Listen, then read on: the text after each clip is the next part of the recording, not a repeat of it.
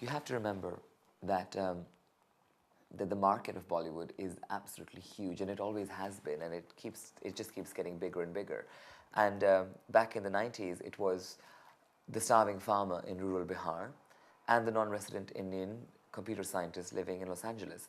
And in the middle, there was us, teenagers who loved Michael Jackson or Madonna or Janet Jackson, and who also watched Bollywood movies. And we had kind of stopped watching Bollywood movies, and we had started looking at MTV instead. So the dances started becoming less Indian and more hip hop based or more jazz based, and yet they had to have something Indian in it, because you can't help but having that, because simply because of they were interpreting songs and the songs were gestural, and it was all about, for example, they would have a hip hop beat to something, but the song say would be about getting wet in the rain, and so you'd have this heroine doing all this sort of hip hop moves, but her hand gestures would be about rain and thunder and all of that, which was very Indian, and that was what was, well, it was Bollywood dancing.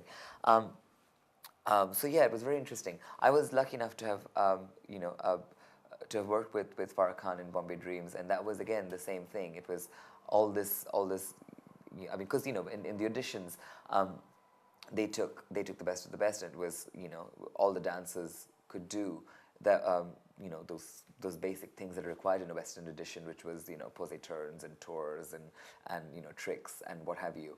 But then came the Bollywood section, and then we had to really express with our faces and really express with our hands, and and that's where I think my Indian classical training really played its part, because we are taught to speak with our eyes and our eyebrows and our mouths, and and it really helped. My first job as a dancer was actually in the company, because it was Kalamandalam School and Company. So I became a soloist in the company, and then I became a principal dancer when I was about 13, so I was quite young. But I was very lucky because I got to learn some great parts and create a few roles, and so yeah, so I was with the company for about till when I was 18, and then I came to London, and I was actually here studying fashion, because I wanted to do a live audition, with if I wanted to get into a dance university, and then I did. I did. I had a place at St. Martin's, and but I changed. I went full time into dance. I went to London Studio Centre, and I was very lucky to have some incredible teachers there, like Brenda Last and David Ashmole and Dolly Henry, teaching me ballet and jazz, because I was very passionate. Because with the advent of cable TV, I'd been looking at a lot of ballet and a lot of those old MGM movies, Fred Astaire, Gene Kelly, Ginger Rogers. So yeah, I passionately wanted to learn these forms, and be good at it, so that I could do something. So I could do something with it and make my own form, perhaps. And so yeah, so I was in London. I studied under Brenda Last, doing ballet, and Dolly Henry doing jazz, and then I got a part in Bombay Dreams. Then after I graduated, I went back to India, and I set up the Indian Ballet Academy with another friend of mine from the Kirav Academy in Washington. I set up the Indian Ballet Academy with another friend of mine from the Kirav Academy in Washington. And we both went back to Calcutta, and we literally taught kids from every kind of background, whether they were children of the streets or they came from very affluent homes. And so it was a great experience teaching. That was my first job as a teacher. But actually, this whole me teaching or me using Bollywood music kind of happened in India itself, because, teaching kids in India, whether they're from affluent homes or from less affluent homes, the music of the soundtrack of their lives was Bollywood music. And there are some really great Bollywood songs that they all loved, and they realized that they could do, it wasn't the form that was important anymore. I mean, I was teaching them ballet, and they realized that, yeah, they can do ballet, they can use ballet vocabulary to Bollywood music if they so desired. So, so that's what I was teaching. And of course, they automatically started adding their own hand gestures and everything, and and and adding what they had learned from classical ballet. So there was this really interesting mix that was going on there. I came here. I was working with a company, an Indian classical dance company, and we contributed towards making this piece, which won the Place Prize. So that was quite interesting because that took us everywhere, to the States and to Europe. And so I got to teach a lot over there. I was teaching Indian classical dance mainly. But then back in London again, I started teaching. I started teaching Bollywood dancing. I taught Indian classical dance, and in the class itself, there were some people going, "Oh, there's this great piece of music that I really want to dance to," and that could have been, and sometimes it was a great piece of jazz music or a great piece of classical music, and some of the times it was Bollywood music, and it was just as legitimate. And so we started choreographing to it. I remember the first song I did choreograph was, I love A. Rahman.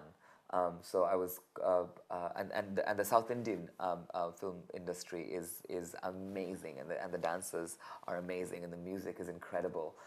So I used a lot of music from there, whether it was Roja or Bombay, those movies, or Tirda Tirda. There were some incredible dance numbers there, which I started choreographing. And then of course Devdas was a huge hit over here, and all the Gati Bhav, which we started teaching dancers here about. For example, in Devdas it says "Kahe chede chede mohe," and why are you teasing me? And in the choreography that Pandit Birju Maharaj has done, it's so wonderful because it goes "Kahe chede chede mohe," and this is supposed to be the bee, and this is supposed to be the flower. And the bee is not sitting on the flower, and the flower is getting anxious because if the bee doesn't sit on the flower, then it will not pollinate, it will not reproduce. If the bee doesn't go from one flower to the other, and so that was his way of showing why is this bee teasing me. So and we were teaching it to all these kids in Scotland, and they started learning these hand gestures, and they wanted to make their own dance. So we used sati, and they started using all of that. For example, we said to them, we want to use hand gestures. How do you, what kind of story do you want to what would you want to tell? And they said, well, we want to say a fairy story, a fairy tale. So I said, okay, how does a fairy tale start? And they said, once upon a time. And we were like, well, how would you show once? And they said, well, once. I said, how would you show once upon a time, long, long ago? They would say, well, behind, it's in the past. So once upon a time, I said, what happened, in that time, they felt that they wanted to show a moon. So a moon. And what was the moon doing? The moon was very bright. So once upon a time when the moon was so bright, there was a beautiful princess. So things like that came about, and we actually choreographed it to Sati, but then we took the movement and then we came to a Bollywood song. So they didn't feel like we were just teaching them Bollywood dance or Indian dance. They felt like they had made something of their own accord because it came from their own body language. And then they realized that this is what Bollywood dancing, or this is what Indian classical dancing is. It is dancing with your own body language.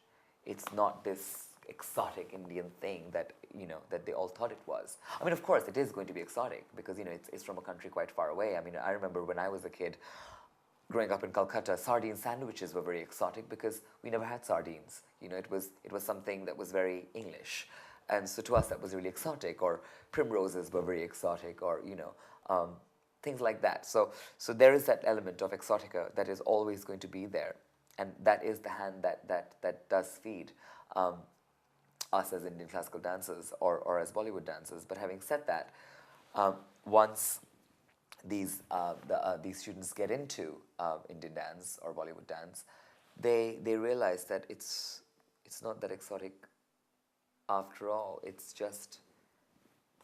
It's a very universal language because we all have bodies, we all use our hands and eyes when we talk.